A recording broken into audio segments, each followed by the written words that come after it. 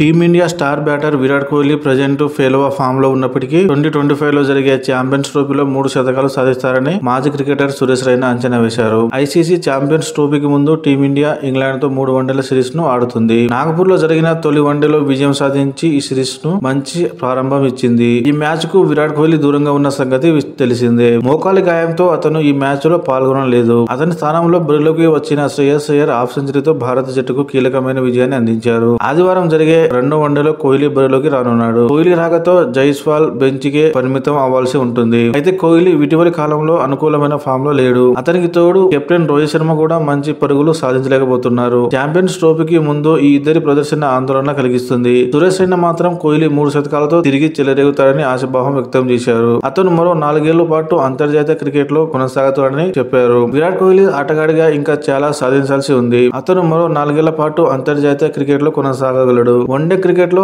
అతను స్థిరంగా ప్రదర్శన ఇస్తారు మరియు ఈ ఫార్మాట్ లో ఆడడం అతనికి చాలా ఇష్టం అని చెప్పారు. ఐసీసీ టోర్నీలో నాకౌట్ మ్యాచ్లలో విరాట్ కోహ్లీకి మంచి రికార్డు ఉంది. 2024 టీ20 వరల్డ్ కప్ ఫైనల్ లో అతను చేసిన ఇన్నింగ్స్ ఎవరు మర్చిపోలేరు. ఛాంపియన్స్ ట్రోఫీలో విరాట్ కోహ్లీ 3 శతకాలు సాధిస్తారని సురేష్ రైనా అభిప్రాయపడ్డారు. ఫిబ్రవరి 19న ప్రారంభమయ్యే ఛాంపియన్స్ ట్రోఫీలో భారత్ ఫిబ్రవరి 20న బంగ్లాదేశ్ తో తొలి మ్యాచ్ ఆడనుంది. 23న పాకిస్తాన్ తో, మార్చి 2న న్యూజిలాండ్ తో మ్యాచ్లు జరగనున్నాయి. భారత్ యొక్క మ్యాచ్లు దుబాయ్లో జరుగుతాయి. భారత్ నాకౌట్ చేరితే సెమీస్ మరియు ఫైనల్ మ్యాచ్లు కూడా అక్కడే నిర్వహించబడతాయి.